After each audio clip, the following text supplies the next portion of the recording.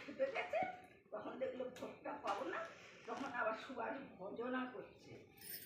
দেখলাম এত বড় বেইমান বাঙালি হিন্দু জাত ভালো আছে।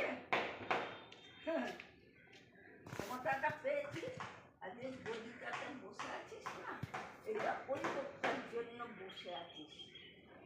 যারা বেজন্মা তারা এই ধরনের কথা বলে, বুঝেছ? যারা ভদ্রলোক তারা কিন্তু বলে না। ওই মানুষটা কিছু নিয়ে যায়নি, যাওয়ার সময় একটা পয়সাও ছিল, চলে গেছে।